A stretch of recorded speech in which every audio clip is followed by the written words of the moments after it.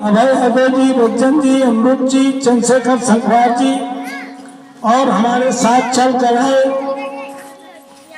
आदरणीय आपकी बहन जिला पंचायत सदस्य आदरणीय सोमवती संखवार जी, हमारे साथ चल कर आए समाजवादी पार्टी के जिला सचिव हमारे छोटे भाई आदरणीय विजय पटेल जी, हमारे सेक्टर अध्यक्ष भाई छोटे जी, हमारे इस मंच पर उपस्थित सम्मानित शिक्षक आदरणीय दिलीप सचान जी, 12 दौलतपुर के पूर्व प्रधान आदरणीय पप्पू सचान जी, जिनके प्रयास से, जिनकी मेहनत से हम यहाँ पर आप सबके सामने ये सौभाग्य प्राप्त हुआ है। आदरणीय महावीर यादव जी, इस कार्यक्रम में छोटे से बुलावे में शादी कार्यक्रम के बहाने बुलाई गई बैठक में हमारे पिता तुल बुजुर्गों, नौजवान दोस्तों और बड़े संख्या में बैठी हमारी मां सब,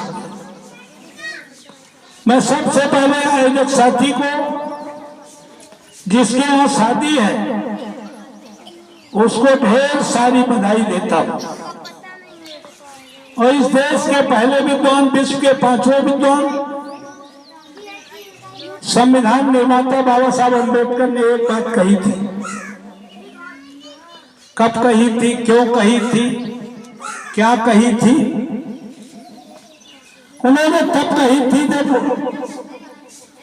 ये समाज 6743 जातियों उपजातियों बटा समाज, इन्होंने इतना भाईचारा खराब था, इतनी छुआछात थी, इतनी ऊंच नीच की भावना थी कि सार्वजनिक तालाब में कुत्ता बिल्ली तो पानी पी सकता था, जानवर पानी पी सकता था, लेकिन इस देश का प्रथम विद्वान, विश्व का 5वां विद्वान डॉक्टर अम्बेडकर जैसे व्यक्ति को महार तालाब के लिए संघर्ष करना पड़ा था। तालाब में घुसने के लिए आंदोलन करना पड़ा था। तब जब उन्होंने 26 नवंबर 1949 को संविधान सभा का अध्यक्ष होने के नाते एक वोट का अधिकार रानी और महात्मा रानी के वोट की कीमत बराबर की, धरती में स्वर्णिम युग की शुरुआत उसी दिन हो गई। उस व्यक्ति ने कहा हमने एक वोट का अधिकार तो दे दिया है, रानी और महात्मा रानी के वोट की कीमत तो बराबर हो गई है, अगर इनमें भाईचारा ना बना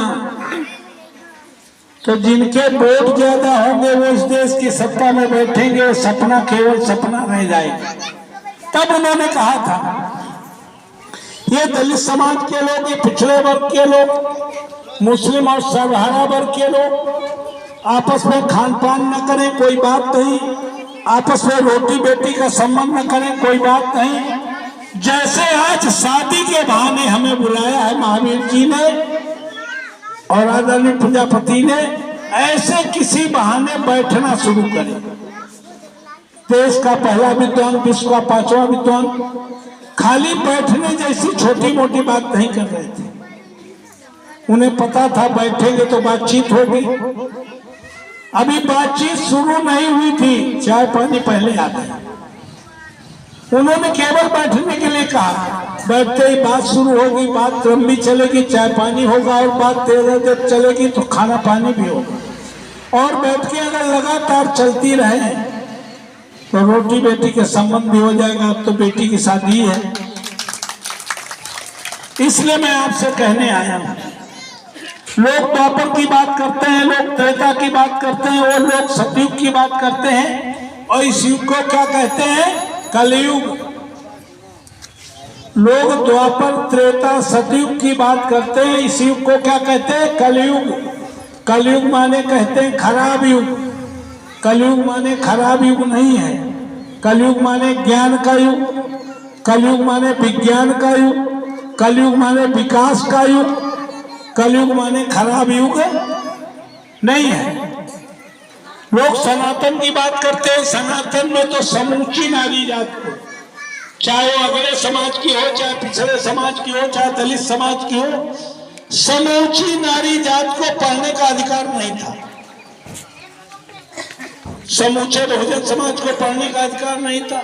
अगर पढ़ने का अधिकार नहीं होगा तो पढ़ने का भी अधिकार नहीं होगा। इसलिए बाबा साहब अम्बेडकर ने एक वोट का अधिकार देकर, हम जो स्वर्णिम कहते हैं, क्यों कहते हैं कि आज से 75 साल पहले इस मवई माधव गांव में ही नहीं, इस पूरे इलाके में कोई आदमी पंचायत का सदस्य भी नहीं बन सकता था, चाहे वो अगड़ा हो, चाहे पिछड़ा हो, चाहे दलित हो, चाहे मुसलमान हो। आजादी के बाद इस देश के संविधान ने इतनी बड़ी शक्ति देने का काम किया है कि भारत में पैदा होने वाला कोई भी व्यक्ति देश की सर्वोच्च कुर्सी पर बैठ सकता है। इतना बड़ा इतिहास धरती में सतयुग द्वापर त्रेता में कभी न किसी को मिला है, न कभी मिल पाएगा। इसलिए साथियों, मैं आपके बीच कहने आया हूं, बहाने से कहने आया हूं, वैसे मौका नहीं मिलेगा। आपने 10 साल में जिसकी सरकार है उसके बारे में आप समझिए। इस देश के आदरणीय प्रधानमंत्री ने 2014 में आके पूरे देश में कहा, कांग्रेस ने बड़ा भ्रष्टाचार किया है, भ्रष्टाचार करके विदेशों में धन जमा किया है, तुम हमें 100 दिन के लिए मौका दो, हम विदेशों से काला धन लाएंगे और इतना काला धन जमा है कि सबके खाते में 15-15 लाख आ जाएंगे। कहा था कि नहीं कहा था? लोगों ने सोचा, मैं भी लड़ रहा था 14 में चुनाव, लोगों ने सोचा पाल साहब को 2004 में जिताया, 2009 में एमपी बनाया, अब एक बार मोदी जी की देख ले ना, 15 लाख सही 5 लाख अगर मिल गए तो 5 वोट है 25 लाख तो ऐसे आ जाएंगे।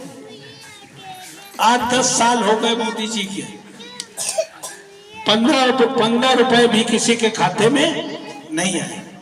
उन्होंने नौजवानों से कहा था, नौजवानों तो हमें इस देश की सत्ता सौंपने का काम करो, हम प्रत्येक वर्ष 2 करोड़ नौकरियां देंगे। 10 साल हो गए, अगर 2 करोड़ नौकरियां देते तो अब तक देश की बेरोजगारी, 2 करोड़ नौकरी तो छोड़ो, 2 लाख नौकरी नहीं मिली।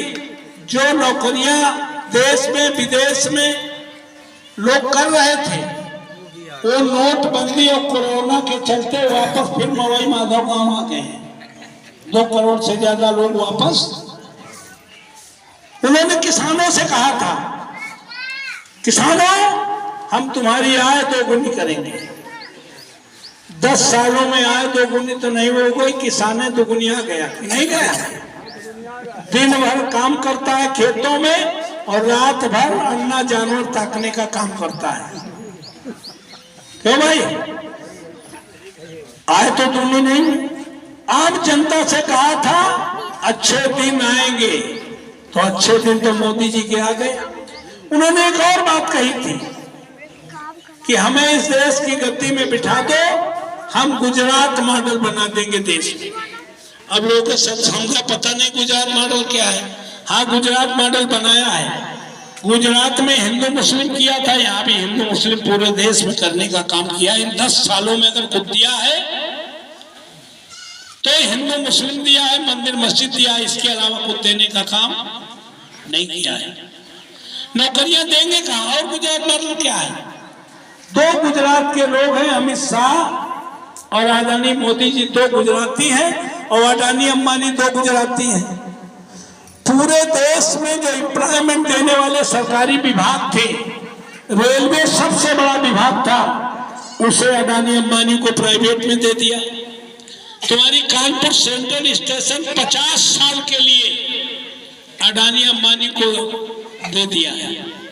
मतलब रेलवे तो दे ही दी, प्लेटफार्म भी दे दिया। बीएसएनएल जो सबसे बड़ी नौकरी देने वाला विभाग था, उसे अडानी अंबानी को, पेट्रोलियम जो सबसे बड़ा विभाग है एम्प्लॉयमेंट देने वाला, वो अडानी अंबानी को दे दिया। ऑर्डिनेंस और एंटीसिप मिले, जिनमें लाखों लोग कानपुर में काम करते थे, वो सब अडानी अंबानी को दे दिया है। अभी हमारे पार्लियामेंट क्षेत्र में घाटमपुर में ही डिफेंस कॉरिडोर बना है, आपको पता है?